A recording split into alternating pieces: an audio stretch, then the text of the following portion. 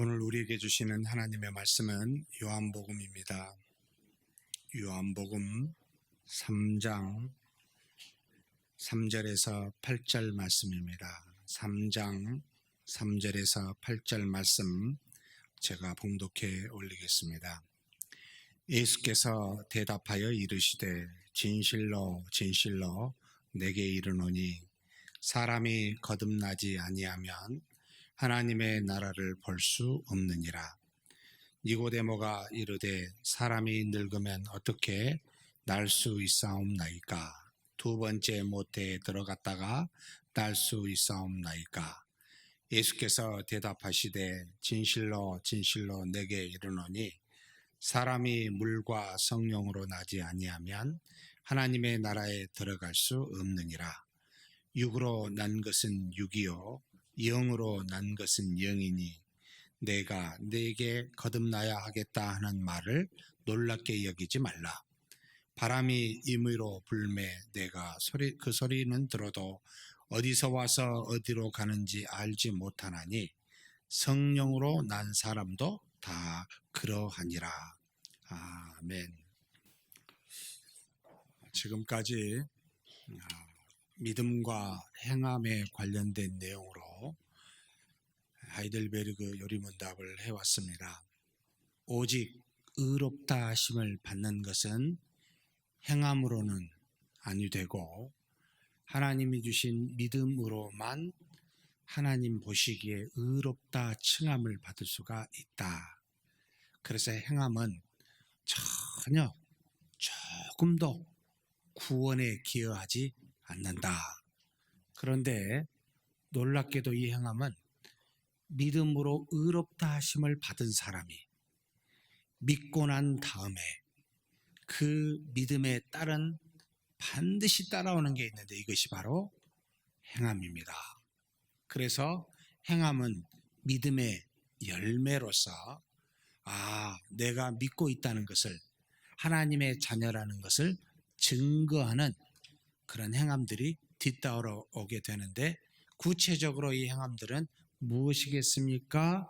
라고 묻는다면 신약의 표현으로 하나님을 사랑하고 이웃을 사랑하는 것으로 나타나고 구약의 표현으로는 십계명으로 나타나게 되어 있습니다. 1계명부터 3계명까지 하나님에 관련된 그와 같은 율법, 규례로 그 다음에 우리 이 땅에서 필요한 5계명에서부터 10계명까지 구체적인 율법, 규례로 그런 행함으로 믿는 자는 이 땅에서 그와 같은 행함의 증거를 드러내게 되어 있습니다. 그래서 행함은 믿음을 주는 것이 아니고 믿음이 행함에 앞서 행함을 따라오게 하는 능력이 됩니다. 그래서 지금 여기 서 있는 저는 우리 성도님들께 제가 행하십시오 라고 말을 한 적이 없습니다. 저는 믿으십시오 라고 말을 합니다. 왜 그랬겠습니까? 믿으면 행함이 저절로 따라오니까요. 그래서 윤리적 설교를 안 합니다. 아니, 금합니다. 하나님께서 믿는 하나님께서 우리 안에 계시다면 반드시 하나님의 살아계심을 행함으로 증거하실 테니까요. 그래서 굳이 행하십시오 말하면 믿음이 아닌 우리 의지, 노력, 경험, 생각에 행함이 나와서 오히려 믿음을 해치고 오히려 하나님의 뜻을 거스리는 일을 하기 때문에 절대 열심으로 인간의 열심, 인간의 행함을 강조하지 않습니다. 이게 우리가 가지고 있는 장로교 전통 올라가서 개혁주의의 전통의 뚜렷한 물줄기로 지금까지 왔습니다. 그런데 이렇지 않는 교파들이 상당수 있다는 걸 우리는 그런 사람들을 알미니우스 주의라라고 말하여 믿음과 행함을 동등하게 여기거나 행함을 믿음보다 앞세우는 모든 분파를 알미니우스주의 1650년도에 화란 네덜란드에서 개혁주의 신학자로 칼빈에 대항하여 나타난 주의를 알미니우스주의라고 말합니다. 사랑하는 성도 여러분, 하나님이 하실 일을 우리가 강조하지 않고 우리의 본분을 강조하는 믿으십시오 라는 것을 강조합니다. 그렇다면 이 믿음은 어디서 나왔을까요? 이제 이렇게 들어가야 정상이겠죠. 오늘 제 65문 같이 한번 읽어보겠습니다. 그리스도 안에서 그의 모든 복을 공유하는 것은 오직 믿음으로 가능하다고 고백합니다. 그렇죠. 모든 하나님의 복은 믿음을 통해서 나옵니다. 그래서 믿음은 복의 통로요 근원이라고 말합니다. 자, 그 다음 읽겠습니다. 그렇다면 그 믿음은 어디서 오는 것입니까? 이제 믿음을 좀 갖고 싶잖아요. 왜냐하면 수많은 하나님의 역사, 열매, 행함, 복들이 믿음을 통해 나오니까 행함이 없으면 믿음이 없는 거지요. 이 믿음을 어디서 얻을 수 있습니까? 라고 물을 때 그제서야 이제 믿음을 얻고자 하는 자세를 가지고 이 믿음의 근원을 찾아야 되겠구나 라는 생각을 하게 되겠지요. 어디일까요? 자, 답을 같이 읽겠습니다. 성령께서 거룩한 복음의 설교를 통하여 우리 마음의 믿음을 창조하시며 거룩한 성례를 사용하시어 그 믿음을 확증하십니다. 자, 먼저 성령께서 거룩한 복음의 설교를 통하여 우리 마음의 믿음을 창조 또는 수여, 부여하시고 그래서 우리 마음에 믿음이 생기게 됩니다. 갖게 됩니다. 근데 이것만 있는 것이 아니라 성례를 사용하사 우리의 믿음을 확증 또는 증거합니다. 라고 지금 이야기합니다. 자, 그러면 믿음의 창조는, 믿음의 근원은 두 가지로 지금 여기 이야기하고 있습니다. 성령과 거룩한 복음의 설교라는 두 가지 표현을 지금 쓰고 있습니다. 자, 먼저 이 성령으로부터 온 것에 대해서 말씀을 좀 봤으면 좋겠습니다. 우리가 읽은 본문 요한복음 3장 3절에서 8절 말씀입니다. 너무나 유명한데 너무나 쉽게 생각하고 읽어버린 말씀이기도 합니다. 자, 먼저 그냥 제가 원어를 직역한 것으로 같이 한번 살펴보겠습니다. 띄워주실 수 있으신가요? 그래서요. 자, 가만히 경청하시면서 들어보셨으면 좋겠습니다. 예수께서 그에게 대답하여 이르시되 진실로 전실로 너에게 이르노니 만약 사람이 위로부터 나지 아니하면, 이것은 우리 한글은 거듭나지 아니하면, 거듭난다는 말은 두 번 난다는 거죠. 한 번 하고 두 번 나는 것으로 되어 있습니다만 원어로는 위로부터 아나세라는 말을 썼습니다. 위로부터, 물론 이것을 거듭이라는 말로 영어로는 그렇게 번역을 되어 있는데 그래서 한글은 그걸 그대로 따라간 것 같아요. 원어로는 위로부터라는 이 한 단어로 되어 있는 것을 조금 더 정확하게 이해할 수가 있습니다. 무슨 말이냐면 땅으로부터, 밑으로부터, 사람으로부터 되지 않는다는 말이에요. 자, 다시 읽겠습니다. 예수께서 그에게 니고데모입니다. 대답하여 이르시되 진실로 진실로 너에게 이르노니 만약 사람이 위로부터 나지 아니하면 하나님의 나라를 볼 수가 없도다. 그러니까 4절입니다. 니고데모가 그를 향하여 이르되 늙은 사람이 어떻게 날 수 있사옵나이까?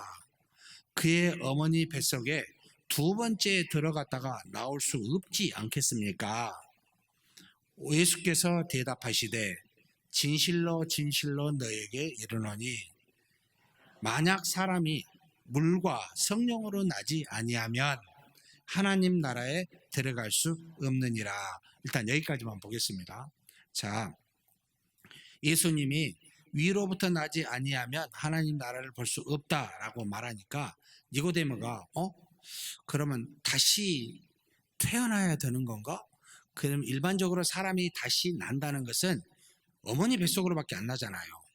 그러니까 지금의 인생의 세계가 끝나고 다시 또 어머니한테 어떻게 들어가 가지고 뭐 윤회 사상을 당시 믿는 건 아닙니다만 다시 어머니로부터 나야 뭐 하늘로부터 나는 겁니까? 라고 하는 지금 반문하는 거죠. 어떻게 그럴 수 있지? 그러면서 어머니 뱃속에 2번 들어갔다 나오는 건 말이 되지 않지 않느냐라고 상식적으로 맞지 않는 이야기를 왜 하냐라고 하는 반문에 가까운 이야기를 예수님께 질문 형식으로 지금 답하고 있습니다. 그러니까 예수님께서 다시 말합니다. 위로부터 태어난 것을 무엇으로 표현하고 있습니까? 진실로 진실로 너에게 이르노니 만약 사람이 무엇과 무엇으로? 물과 성령으로 나지 아니하면 하나님 나라에 들어갈 수 없느니라. 하나님 나라를 볼 수 없느니라. 제매놓고 하나님 나라에 들어갈 수 없느냐. 다 똑같은 건데요. 자, 위로부터 태어난 것을 무엇으로 낳아야 된다고요? 물과 성령으로 나는 것을 위로부터 나는 것이다. 어머니 뱃속으로 어떻게 해서 들어가가지고 뭐 이 생에 마치고 다음 생에 다시 와가지고가 아니고 어머니로부터 인간으로부터 땅으로부터가 아니라 위로부터, 곧 다른 말로 말하면 물과 성령으로 나야 하나님 나라를 볼 수 또는 갈 수가 있다. 이렇게 지금 말하고 있는 겁니다. 그러면 성령은 알겠어요. 여기 말한 뉴마토스는. 여기 물은 뭘까요? 이건 그냥 퀘스천으로 남겨놓겠습니다. 하도 이것도 학자마다 성경 주석가마다 다르기 때문에 일반적으로 물을 크게 2가지로 이야기합니다. 세례, 물세례. 자네가 틀렸다고 생각하는데요. 물세례를 받아야 거듭난 것 아닙니다. 거듭난 사람이 외적 증표로 나중에 세례를 받게 돼 있지 세례를 받아야 거듭난다는 뜻은 아닙니다. 그런데 그렇게 강조하는 사람이 상당수 있고요. 그 다음에 물을 불이나 물이나 성령의 다른 말로 표현하는 경우가 상당히 많이 있습니다. 신구약에 성령의 다른 물질로 표현할 때는 불이다, 물이다, 이렇게 생수다 이렇게 표현한 내용들이 많이 있기 때문에 성령의 또 다른 이름 물이라고 말한 사람이거나 또는 이 물을 성경으로 이해한 사람도 상당수 있습니다.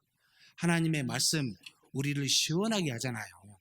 엠마오로 가는 2 제자에게 예수님이 나타나셔서 그 모든 어려운 질문을 의문을 다 해결해 줬을 때 그들이 시원함을 느꼈다라고 했듯이 바로 하나님의 말씀이다 라고 하는 그런 의미도 있다 해서 성령이든 말씀이든 둘 중에 하나라고 보이지 정확하게 모릅니다. 이것도 나중에 천국 가서 도대체 이걸 무슨 의미로 하셨습니까? 라고 한번 물어보십시다. 질문 노트에다가 적어 놓으셔가지고 예수님하고 대면하면 상당한 시간이 지금 문제를 해결할 부분들이 너무 많아가지고요. 예약을 해놓고 있으면 만나야 될 가능성이 커집니다만 어찌됐든 그렇게 지금 해석합니다. 분명한 것은 하나님으로부터라는 겁니다. 세상으로부터 사람으로부터가 아니라는 겁니다. 하나님으로부터 나야 하나님 나라에 갈 수 있습니다 라고 말합니다. 우리는 이것을 나중에 이제 로마서에 뭐 다른 바울 서신에 나타납니다만 요한복음도 그런 표현을 썼죠. 성령께서 보혜사 성령께서 우리 안에 거할 때, 내주할 때라는 표현으로 물과 성령으로 나야 된다라고 지금 말하는 내용과 일맥상통하게 가르쳐주고 있습니다. 성령이 내주라는 말이죠. 이렇게 해야만 태어난다는 거예요. 이것을 그래서 우리는 한자어로 중생이라고 부릅니다. 거듭난다, 중생이다. 정확하게 표현하면 하늘로부터 위로부터 다시 나야 된다. 물과 성령으로 나야 된다라는 것이 전부 다 일치하는 같은 내용의 말씀입니다. 자, 그렇다면 여기까지 이해가 됐는데 그 다음 보십시다. 이 성령으로 난 사람에 대한 그 다음의 말이 굉장히 중요하게 아주 설명을 잘해놓은 말씀이 있는데 이상하게 6, 7, 8절을 잘 안 읽습니다. 같이 한번 읽겠습니다. 육으로부터 난 것은 육이요 영으로부터 난 것은 영이로다. 요한이 이걸 왜 덧붙였을까요? 물과 성령으로 난 사람은 육으로 난 게 아니라는 말이에요. 육으로부터 난 사람은 지금 니고데모 너다 지금. 그런데 너가 하나님의 나라에 들어갈 수 있는 사람이 되려면 육으로부터 나면 안 되고 영으로부터 나야 된다. 이 말을 아까 좀 전에 다른 말로 물과 성령으로 나야 된다라는 것을 보충 설명하고 있는 겁니다.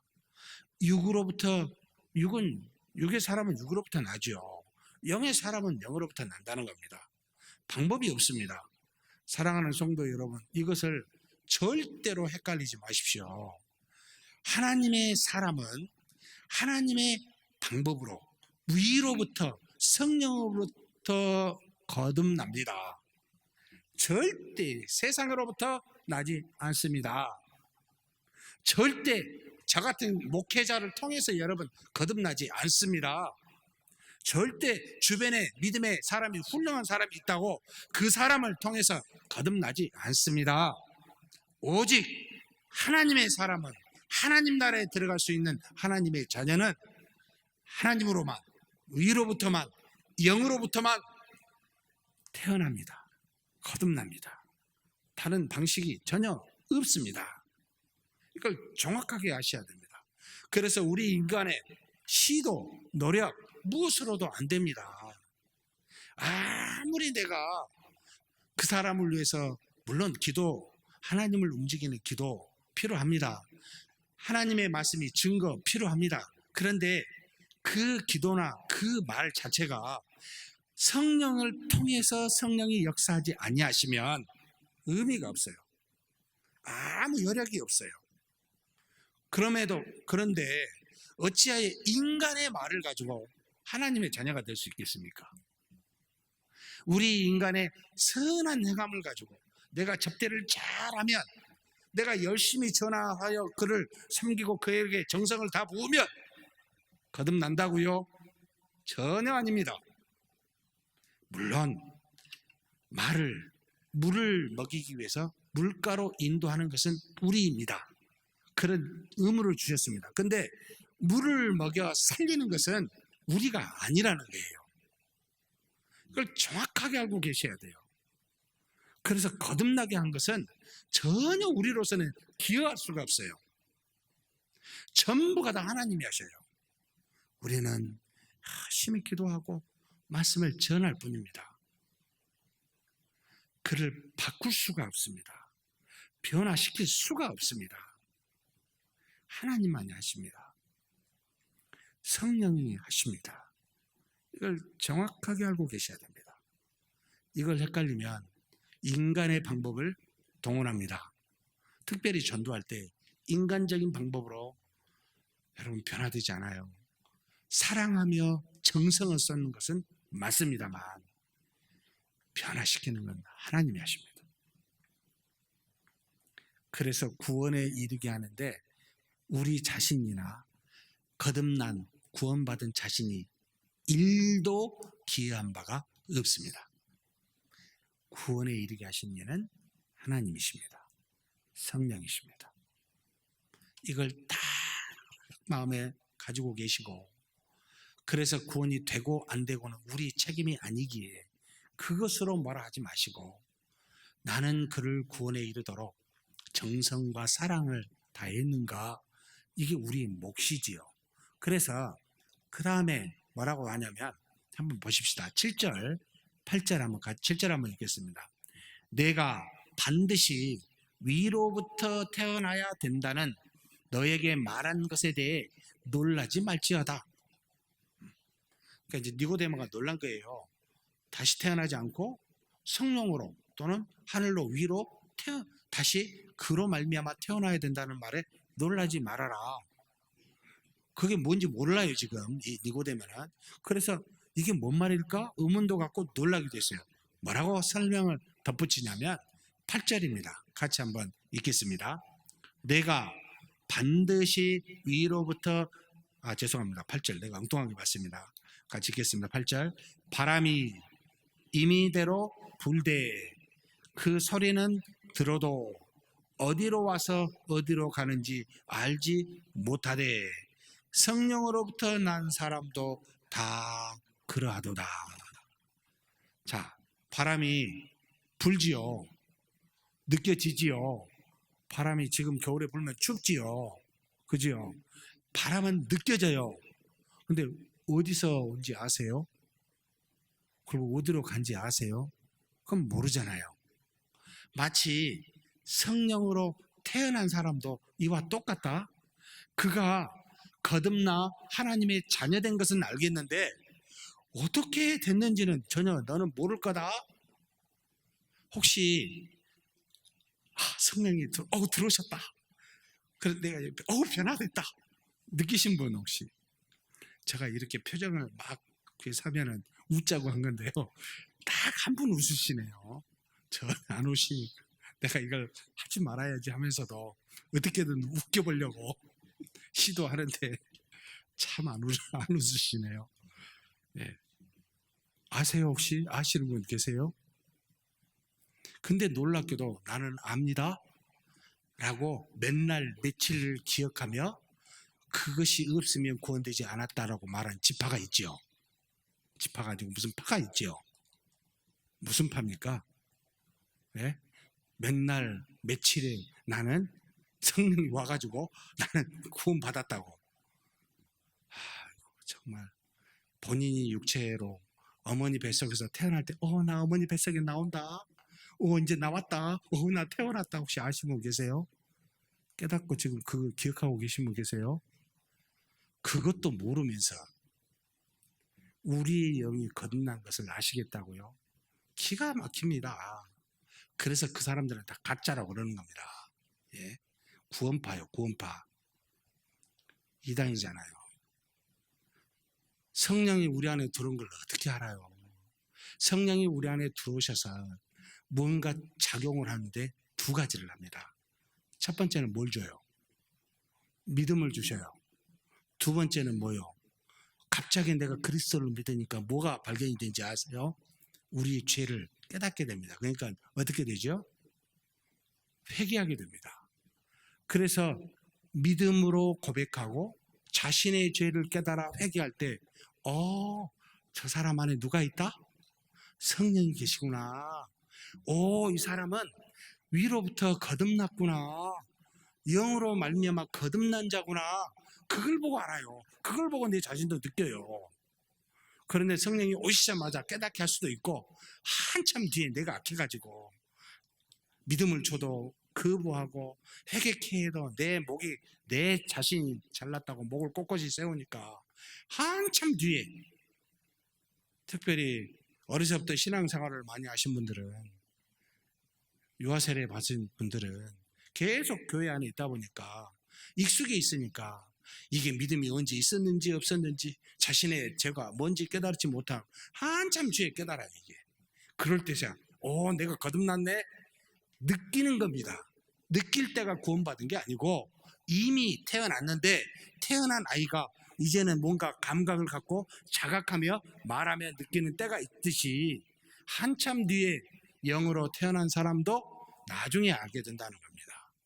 그래서 알 때, 깨달을 때를 시점으로 여러분 우리가 거듭났다고 말하면, 중생됐다고 말하면 어리석지요. 아닙니다. 그렇지 않습니다. 몰라요.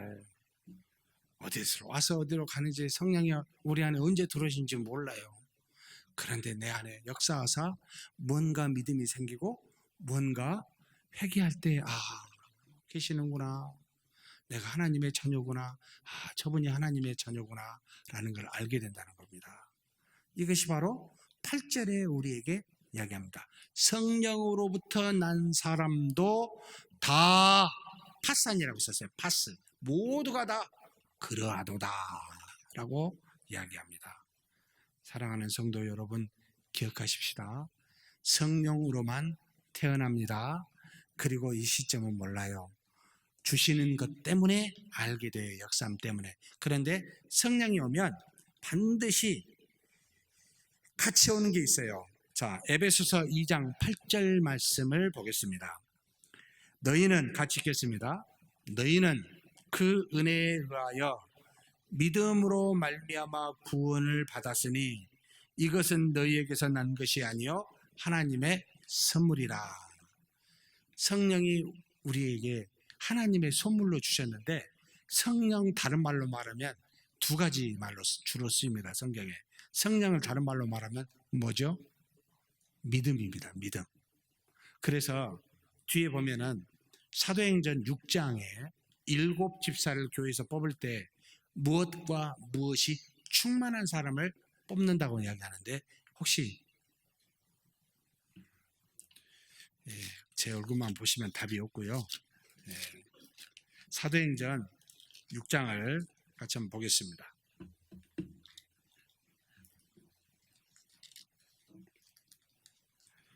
6장 3절 한번 읽겠습니다. 형제들아, 저만 말고 같이 읽겠습니다. 형제들아, 너희 가운데서 성령과 지혜가 충만하여 칭찬받는 사람 7을 택하라. 우리가 이 일을 그들에게 맡기고. 자, 7 집사를 세우는데 무엇이 충만한 자? 성령과 지혜라는 말을 씁니다. 그런데 놀랍게 뒤에 보면 다른 말로 이걸 살짝 이야기하지요. 5절 보겠습니다. 같이 한번 읽겠습니다. 온 무리가 이 말을 기뻐하여 믿음과 성령이 충만한 사람 7을 이제 쭉 이야기합니다. 앞에는 성령과 지혜 놓고 5절은 믿음과 성령이라는 겁니다. 성령이 반드시 동행하며 가지고 가는 두 가지가 뭐예요? 지혜와 믿음입니다. 성령이 역사하면 반드시 주는 것, 믿음입니다. 지혜입니다. 그래서 성령이 충만하다는 말은 다른 말로 말하면 그 사람 믿음이 충만하구나. 그 사람 지혜가 충만하구나. 지혜와 믿음이 충만하다는 말을 다른 말로 하면 저 사람이 성령이 충만하구나. 이 말을 같다는 뜻이에요. 그래서 성령이 우리에게 오셨을 때 반드시 우리에게 주시는 것 두 가지 말하면 믿음과 지혜입니다. 이것이 하나님의 선물입니까? 우리의 수고로 얻은 겁니까? 하나님의 선물이라고 말하고 있습니다. 야고보서 1장 6절 한번 같이 읽겠습니다. 오직 믿음으로 구하고 조금도 의심하지 말라. 의심하는 자는 마치 바람에 밀려 요동하는 바닷물결 같으니. 받는 모든 것은 무엇을 통해서 하나님이 주신다고요? 믿음을 통해서요.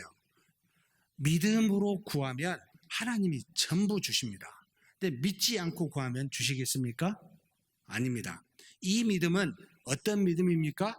반드시 성령을 통하여 주신 믿음이어야 됩니다. 나 너 믿어. 그래, 그러니까 꼭 해줘. 우리는 그렇게 믿는다는 표현을 쓰는데 이런 믿음을 말한 게 아니고요.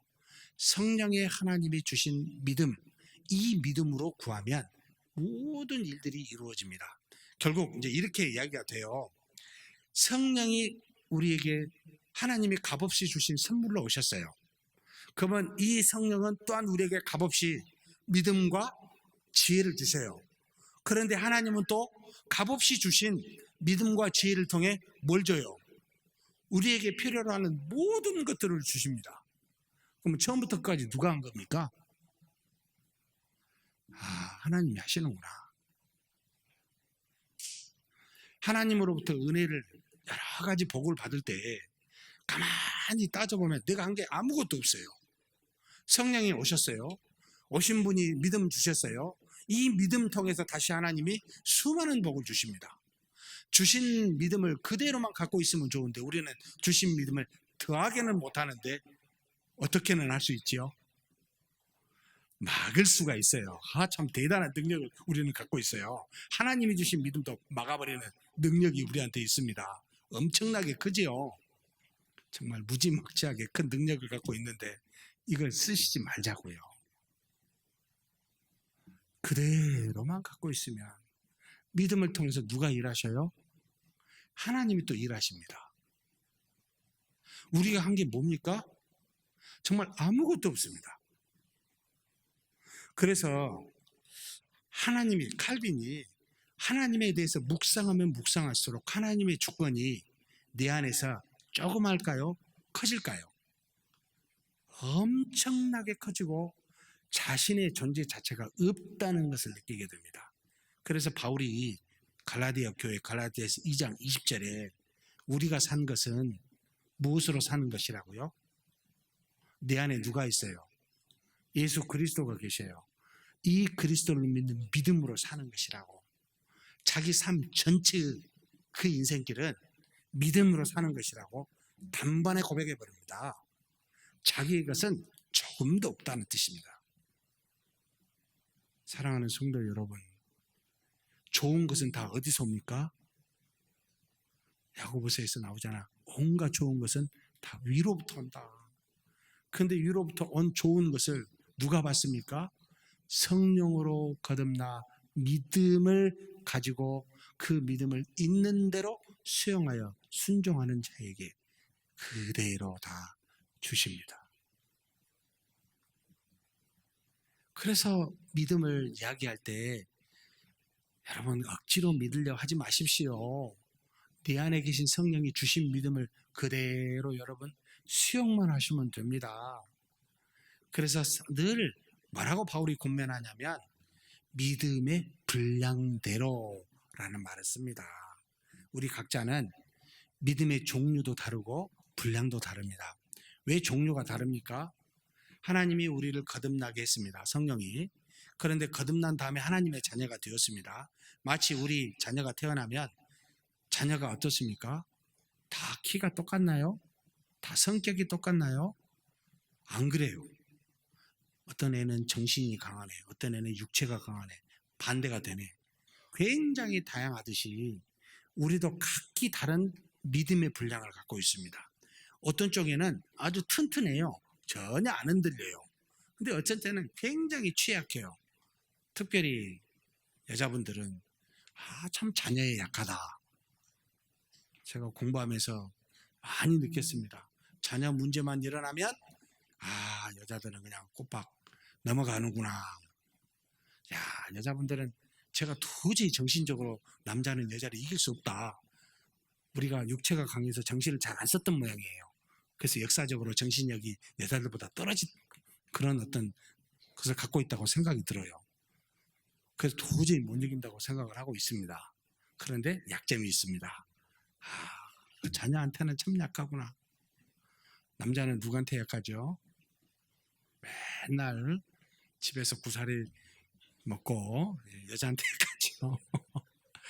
뭐 남자들한테는 막 자존심하고 막 싸우듯이 이기려고 하지만 집에만 가면 그냥 죽죠. 우리가 또 약점이 있구나. 전부 다릅니다. 종류가 달라요, 믿음이. 그래서 어떤 죄에 대해서는 강한가면 어떤 죄는 약합니다. 근데 또한 분량도 있습니다. 하나님이 주신 믿음이 강함이 있고 약한 믿음이 있습니다. 그러면 다 강함을 주시지 왜 약하게 주십니까? 라고 생각이 들지요. 이것은 제가 답을 안 주겠습니다. 한번 생각해 보십시오. 우리 아이들이 처음부터 성인으로 태어나는지 어린아이로부터 태어나는지, 그리고 어린아이가 성인으로 성장하기까지 어떤 유익이 있는지, 하나님은 우리에게 약한 믿음을 주어 장성한 분량에 이르도록 어떤 유익을 우리에게 주시려고 그렇게 하셨는지를 묵상해 보십시오. 답이 있습니다. 사랑하는 성도 여러분, 성령은 믿음을 주십니다. 이것으로 모든 역사가 이루어집니다. 이걸 지금 말하고 있지요. 자, 그러면 성령이 믿음을 주는데 이 믿음이 강해질 수가 있어요. 어떻게 해야 이 믿음이 점점 나오고 강해질 수 있습니까? 로마서 8장 14절에서 15절 넘어가십시다. 이건 했으니까.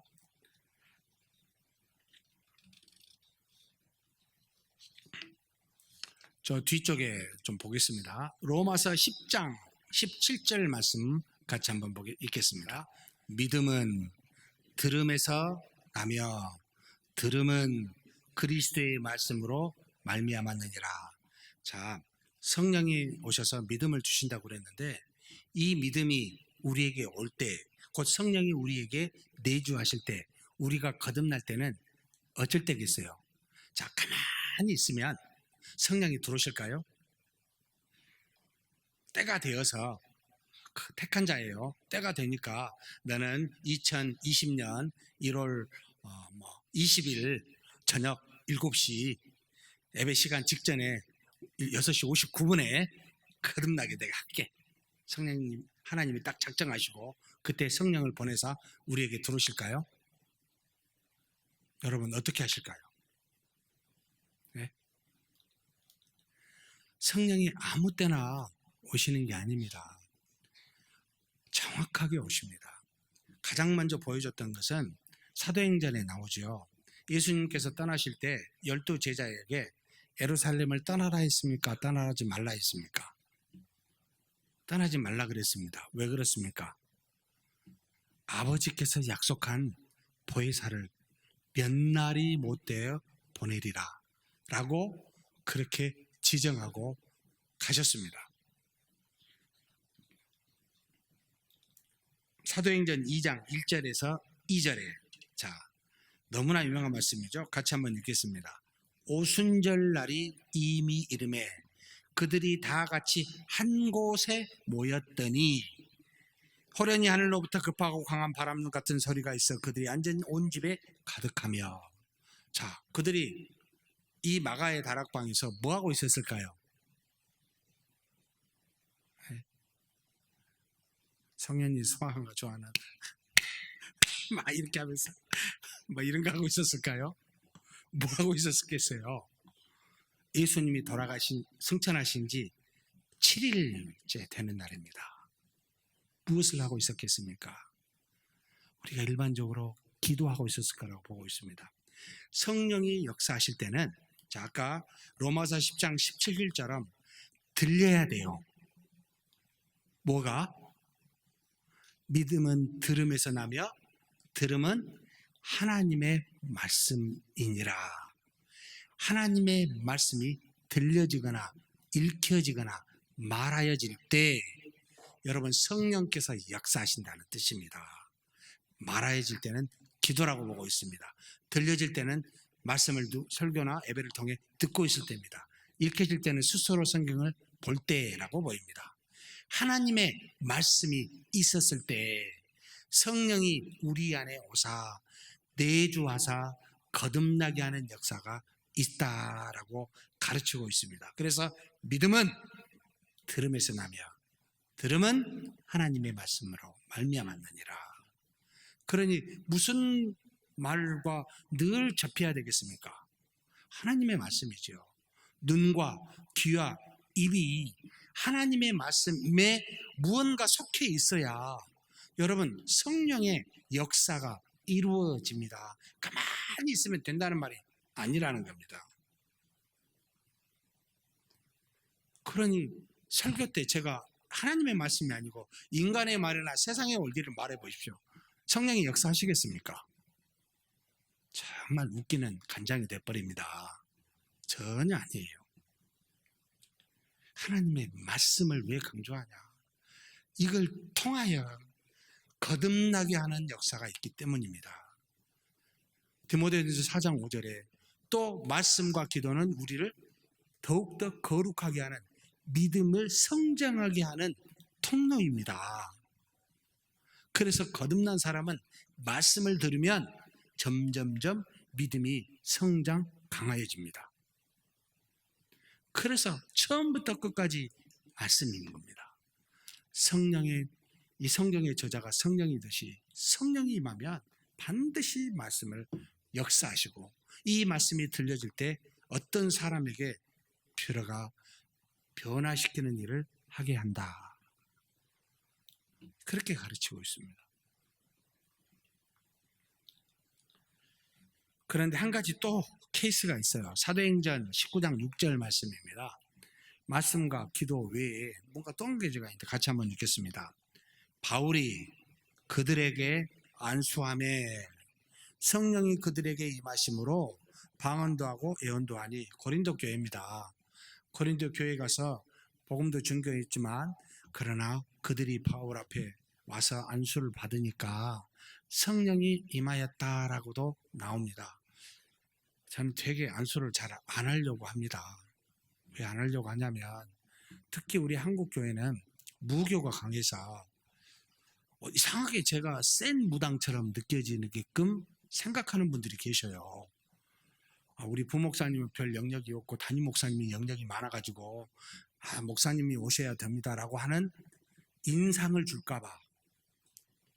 하나님의 역사는 믿음으로 이루어집니다.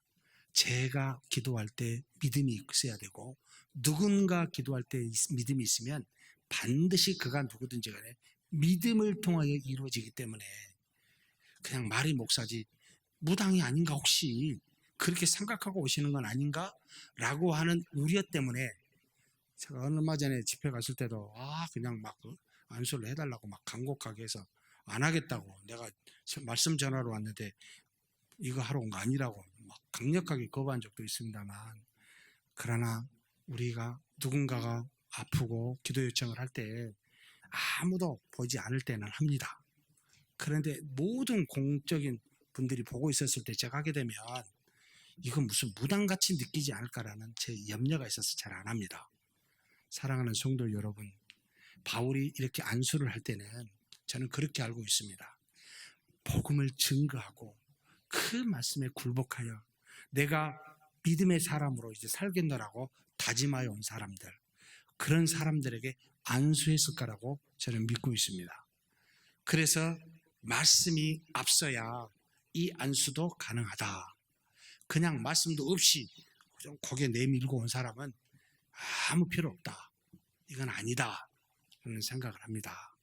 사랑하는 성도 여러분, 성령이 오시면 믿음을 주고 믿음은 말씀과 기도를 앞세워서 또한 이것을 통한 안수를 통해서 우리에게 임하여 믿음을 강하게 하신다는 것 기억하십시다.